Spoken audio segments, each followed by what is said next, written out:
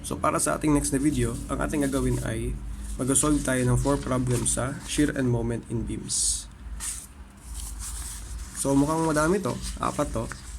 So di naman natin siya kaya i-cover lahat in a single video kasi napakahaba ng ating video nito.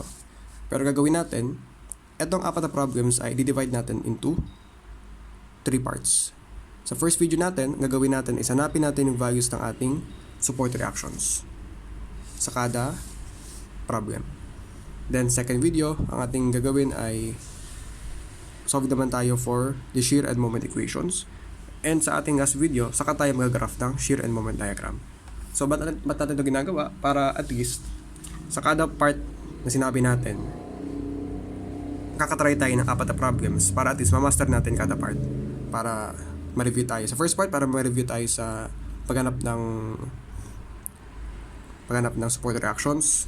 Second part, para mahasa tayo sa paggawa ng shear and moment equations. And sa last part, para at least makapag-analyze tayo ng dire-diretso sa shear and moment diagram. So, start tayo dito sa first natin na figure.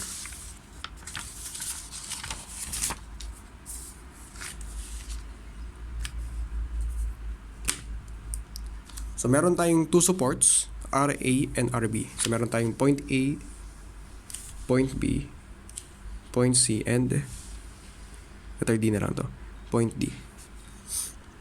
So, ang sabi natin, ang purpose ng ating support reactions is pang-kontra sa ating mga applied forces sa ating body. Yung ating body is etong beam, and siya ay reaction sa action ito. Ito yung ating action. Etong loads natin. Ngayon, kapag tayo nakikita ng ng loads, hindi natin siya gagamitin as ganito.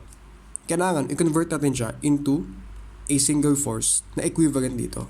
Ibig sabihin natin ito, hahanapin natin yung resultant sa kada load natin. So, etong 4 na problem sa atin, yan ay involving mga loads.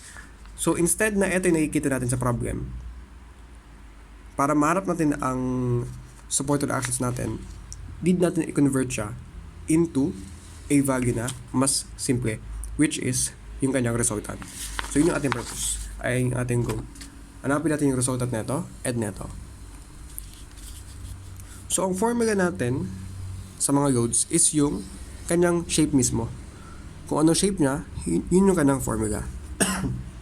So, eto ay rectangle. So, hanapin natin yung area ng isang rectangle.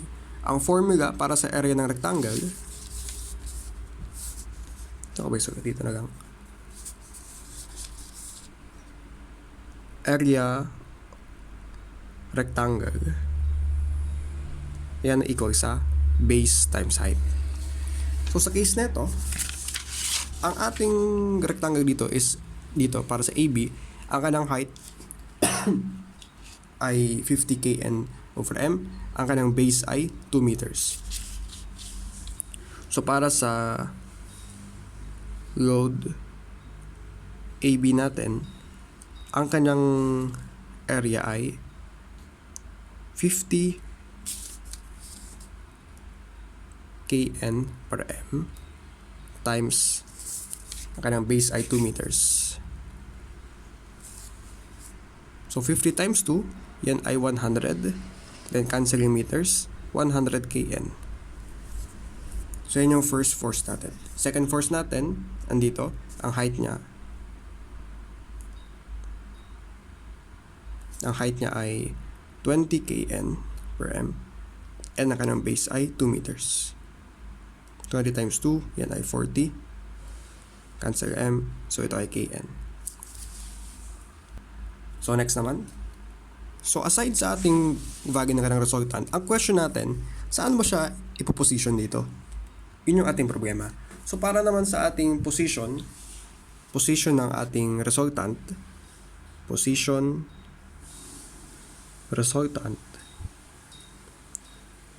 yan ay parating kalahati, 1/2 ng ating base. So, 1/2 ng ating base dito, ang base ay 2 meters. Kung 1/2, yan ay 1 meter. 2 meters, 1 half I, 1 meter.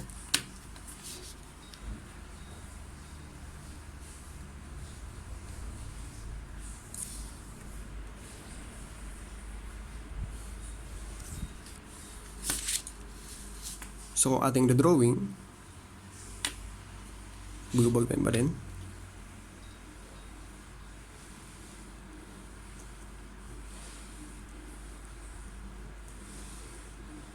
So, ito yung ating resultant. Siya ay 100 kN and siya ay 1 meter from point A and also 1 meter from point B.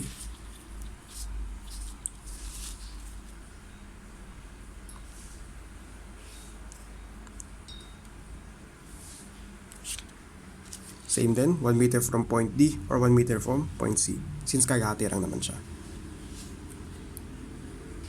So next, hanapin naman natin yung values ng ating supports kasi na-simplify na natin yung forces natin. So ang formula natin, para mahanap ang supports natin, meron tayong 3 options. Summation of moment, summation of forces acting around the y direction, and summation of moment ay forces acting around the x direction. So ating supports dito ay acting around the y direction. So ito yung isang option natin. And since meron tayong 2 unknowns, ibig sabihin 2 equations yung ating gagamitin. So, ang isang option natin is summation of moment. Kasi ang x, acting around the x component, x-axis, wala naman tayong ibang forces na acting around the x direction. So, aside pa dito, ang advantage of using summation of moment is nare-reduce natin ang number of unknowns into, basta nababawasan natin siya. Kasi kapag tayo ay nag-moment sa isang point, lahat ng forces acting around that point is hindi kasama. Kasi walang moment ang isang force kapag siya ay dumadaan sa moment center. Again, walang moment ang isang force kapag siya ay dumadaan sa moment center. So for example, kapag tayo ay nag-moment about point A, kunyari assumption natin, counterclockwise ang rotation, kapag tayo ay nag-moment sa point A, automatic, etong RA, wala siyang moment. Kasi dumadaan siya sa point A. Pero kapag tayo ay nag-moment sa point B, RA and RD, pareho sila meron moment kasi hindi sila tumatama sa RB. So, kailangan maging strategic tayo dito sa pagpili ng point. Either point A or point D ang pwede. So, napili ko is A. So, kahit alin naman. So, continue tayo. So, moment around point A, yan ay, yung first force natin is 100 kN. Yan yung ating resultant. Ang rotation niya ay clockwise, so yan ay negative 100, kanyang distance ay 1 meter. Then para naman sa ating next, yung 40, ay clockwise din, so negative 40, kanyang distance ay 2, 4, plus 1, 5. Wait lang, tama. Then para naman sa ating gas force, RD, siya ay counterclockwise, so siya ay positive. RD times 246. Transpose natin. Negative RD times 6 is equal to negative 100 times 1 minus 40 times 5. Then divide natin both sides by negative 6. Then kapag ito ay ating TIG calculator, pause ko lang. So, ating makuha answer ay 50 kN. So, ang value ng ating RD, yan ay 50 kN. The next, kasi minus 1 na tayo ng unknown, ito ay 50 kN.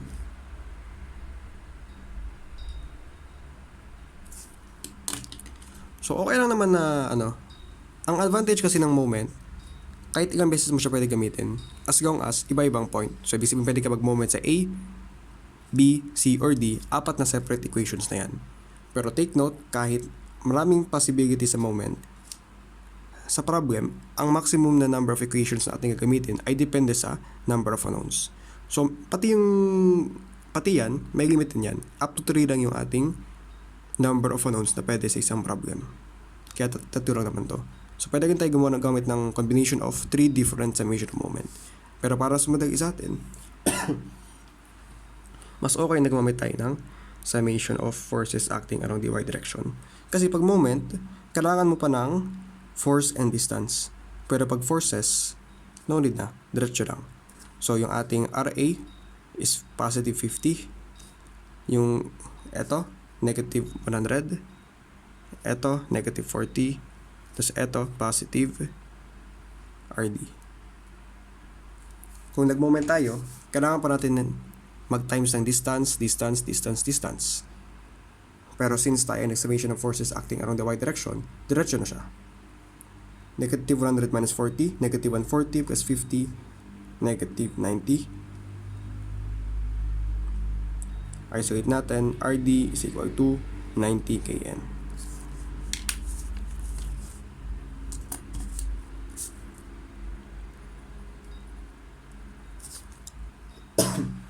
Pero, kapag inuna natin yung summation of y kaysa dito sa summation of moment, ang mangyayari dito, negative 100 minus 40 plus RD plus RA. Kumbaga, dalawa ang ating unknowns. So, kumbaga, ang mas strategic na option as unang equation is yung ating summation of moment bago yung summation of forces acting along the y direction. So, sorry. So again, ito yung ating first option. Then, ito yung ating pampatapos natin. Ito yung finishing equation natin.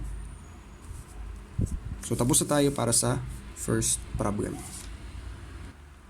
So, dako naman tayo sa ating next problem. So, unlike dito, ito yung mga supports na alam natin, kadalasan. Pag sinabi ko alam, ibig sabihin, usually, yan ay pin support or auger support, yung ganyan. Pero this time, yung ating support naman ay distributed na support. So, sabi sa problem natin, a total distributed load of 30 kips ay supported by a uniformly distributed reaction as shown in the figure. So this time, instead na isang concentrated force yung ating reaction, ngayon siya naman ay isang distributed na force.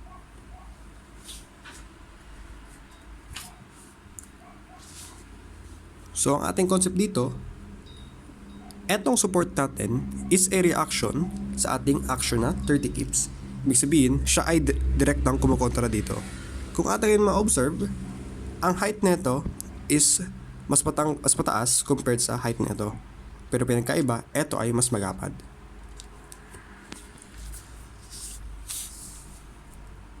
So, same formula tayo.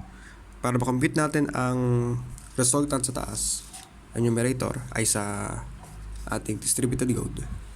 Yan ay formula natin base times height. So load BC.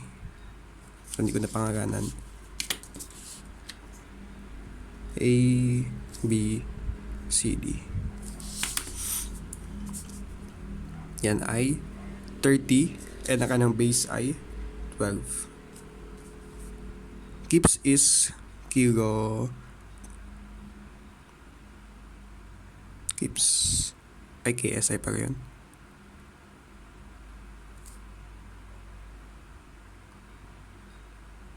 Wait lang. Actually, siya na pa yun. Ito na yung ating mismong resultant. Force na kasi siya, 30 kips. So, if ito ay divide pa natin, kunyari, kasi ito ay, siya ay distributed over 12 feet. Ibig sabihin, kapag siya ay divide natin by 12 feet. So, 30 divided by 12. So, siguro times 1,000 pa tayo. Bakit? Kasi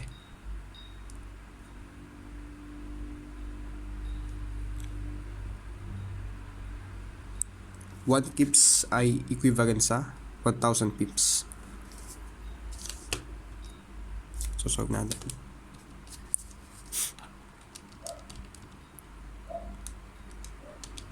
So, yan ay 2,500. Pag sinabing pips, the same lang yan sa pounds. Pounds per feet. Ibig sabihin, ang height nito, yan ay 2,500 pounds per feet. Then kapag ito ay ating tig-distribute over 12 feet times 12 feet, so yan ay 30,000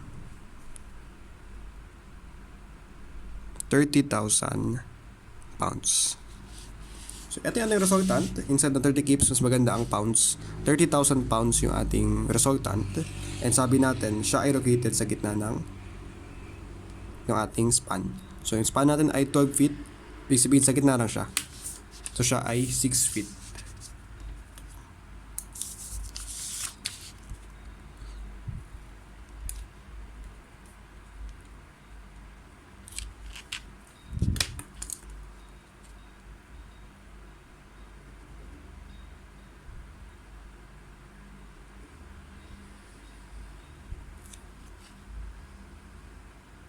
Or 30,000 pounds. Pero ang kanang height, kung kailangan natin, yan ay 2,500 pounds per feet. So sabi natin,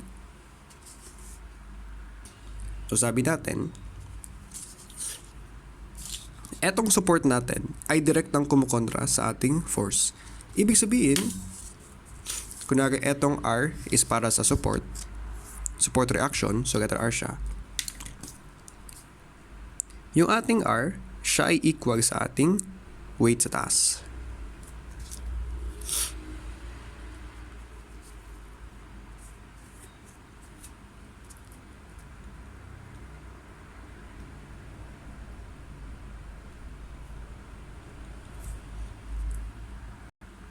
So, ibig sabihin ng neto, yung ating support sa baba is also 30,000. So, tapos na tayo dito. Siya ay also 30,000. Pero in case kailangan natin yung kanyang height, kunwari need natin to. So, ang total span neto ay 4 plus 4, 8 plus 12, yan ay 20. Ibig sabihin, etong 30,000 force natin is distributed over a span of 20 feet. Ibig sabihin, etong 30 pounds, divide natin by 20 feet.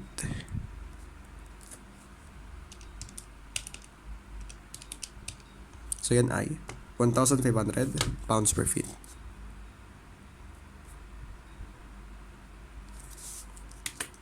So, ang height nito, 1,500 pounds per feet. So, in case na kailangan natin, kasi kailangan talaga natin siya, dun sa part ng shear and moment equation.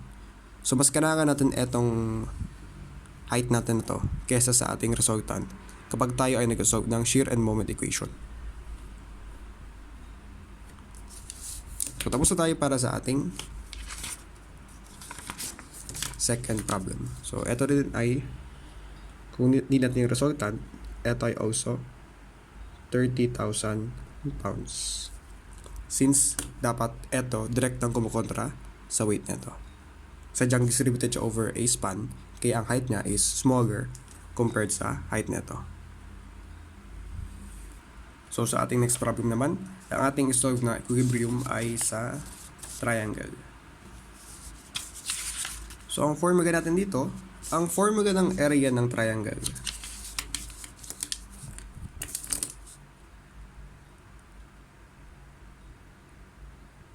So yan ay 1/2 base times height. So for road AB, 2 points na naman kasi tayo, A and B. Ang ating area, ating resultant ay 1/2. Yung ating base ay 8 meters.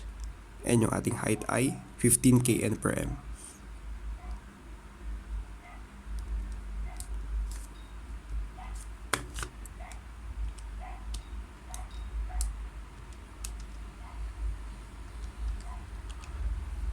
So ating resultant, yan ay 60 kN. Then para naman sa ating location, ang formula natin is parang ganito lang naman siya. Wait lang.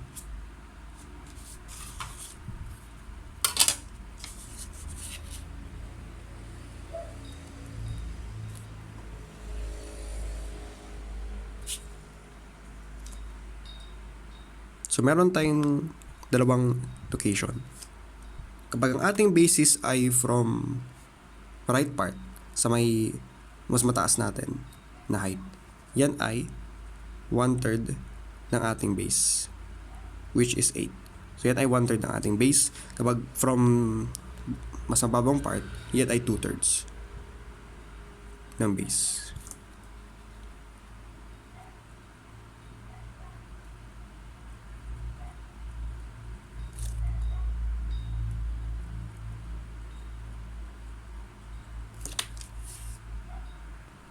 So kung ating drawing, around dito siya. Ito yung ating resultant.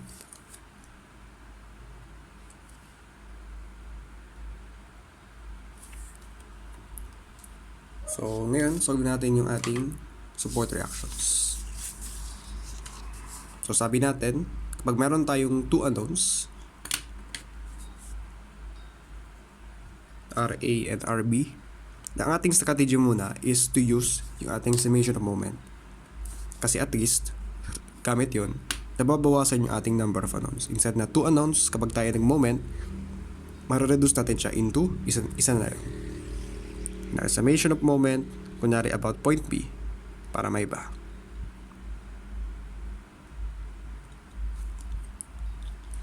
So una, 60 kN. Siya ay counterclockwise, so siya ay positive. Kanang distance ay 8/3 m or 8/3. Next, yung ating RA, siya ay clockwise. So negative. RA, kanang distance ay 8 meters.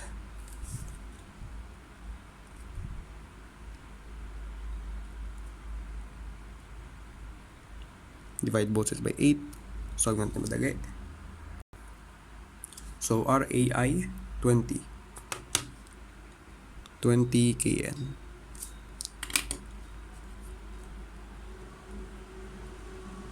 And sabi natin, sa ating second equation, instead na gawin pa tayo ng isang moment, diretso na tayo using summation of forces acting along the y direction.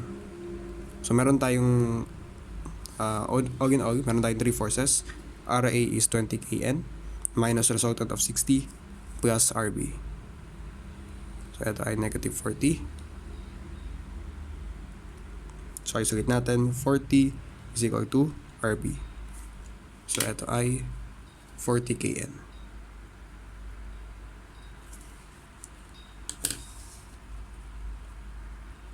So, sa ating last na problem, ito. So, medyo combination na siya ng different shapes. So, from A to B, meron tayong rectangle, and from B to C, meron tayong trapezoid. Pero instead na ang ating treatment dito ay trapezoid, pwede natin siya i-divide into 2 shapes. So, pwede naman tayo gumamit ng trapezoid, pero kung mas mas maging strategic, okay rin naman na gawin siyang 2 shapes.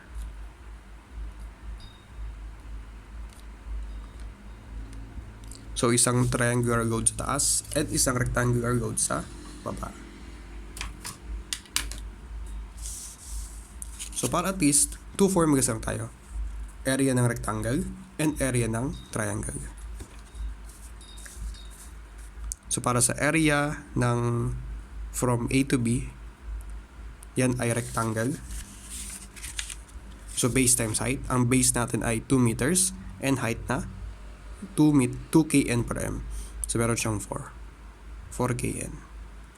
Then, from area ng B to C, rectangle, siya ay 3 meters times a height of 2 kN din. So, yan ay 6 kN. And para sa ating triangle, ang ating formula ay 1/2 base times height. 1/2. Ang ating base ay 3 meters. And yung ating height ay, kung eto ay 4, tapos ang kailangan natin is eto. So, 4 minus etong 2, ibig sabihin, diba, etong total nitong height is 4, eto ay 2. So, 4 minus 2, yan ay 2 kN. So, siya ay 3. So, total nito, total ng ating area, yan ay 4 plus 6 is 10 plus 3 is 13 kN. So, ibig sabihin, all in all, ito yung ating resultant, 13 kN. Pero sa ating mag-drawing sa problem, paisa-isa tayo. So, para sa A to B, sinasabi natin, siya ay rectangle. Ang distance ng ang position ng ating resultant ay sa gitna lang mismo. So, divided by 2, divided by 1, divided by 2, 1 meter. So, ito yung ating first resultant na may value na 4 kN. Siya ay 1 meter from point A. Then, dito naman, siya ay 6 kN. Gitna ng 3 ay 1.5.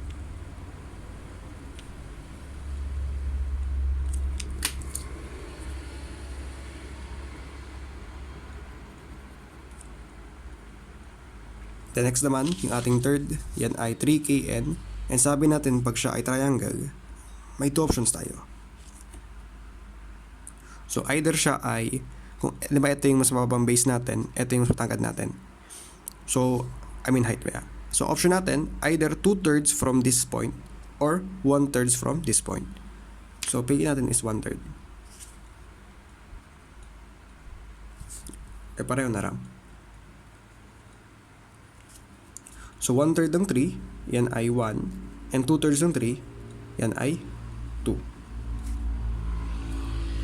So, basta ito yung location ng ating isang force. So, kumbaga, meron tayong 3 forces.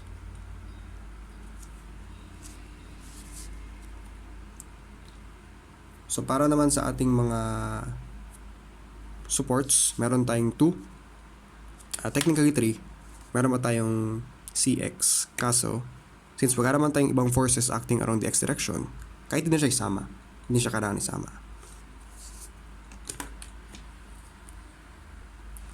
So, gamit tayo ng 3 equations. Unahin natin sa measure moment about point C. So, kapag tayo ay nag-moment sa isang point at meron tayong moment mismo, meron tayong couple, katulad nitong CC, ang mawawagan na ng moment is etong CY. Etong moment, since itong couple, since dati na siyang moment, okay na tayo dyan. Kasama lang siya. Assumption, counterclockwise, positive. So, etong CC natin is clockwise, so siya ay negative. Then, eto, 3 counterclockwise, etong 6 counterclockwise din, 4 counterclockwise. Distance ng 3, yan ay 1 meter. Distance nitong 6, siya ay 1.5. And distance nitong 4, yan ay 3 plus 1, yan ay 4. So, isulit natin, CC is equal to 3, 6 times 1.5. Yan ay 9. Tapos 4 times 4, yan ay 16. 3 plus 9 plus 16. So, yan ay 28. So, CC is equal to 28. Since siya ay moment, siya ay force times distance, yan ay Kn times meter. So, next naman, para makuha yung CY, summation of forces acting around the Y direction.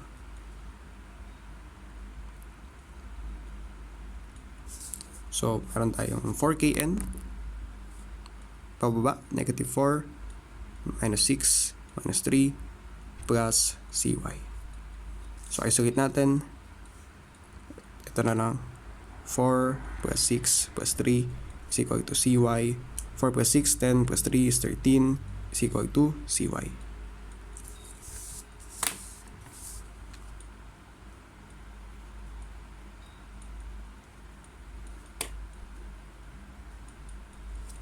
So, kung ating ma-observe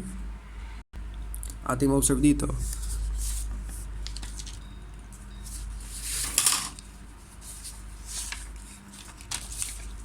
Sa lahat ng ating problems, ang total ng ating supports ay the same sa total ng ating applied forces. So, eto, 100 plus 40, 140. 50 plus 90, 140. So, eksaktong kinukontra nila yung ating applied forces sa body. Same naman dito, yung ating sa taas ay 30,000 pounds. Yung ating support, yan ay 30,000 pounds. Kasi again, eto yung action, eto yung reaction. Kailangan pareho sila. Same dito, yung ating forces, 4, 6, and 3, which is 13. Yung ating reaction, isa lang naman ang y natin. So, siya na yung 13 mismo. Same dito, 60 yung ating load. So, yung ating reaction, 20 plus 40, yan ay 60. Sadyang mas mataas dito kasi mas mabigat dito.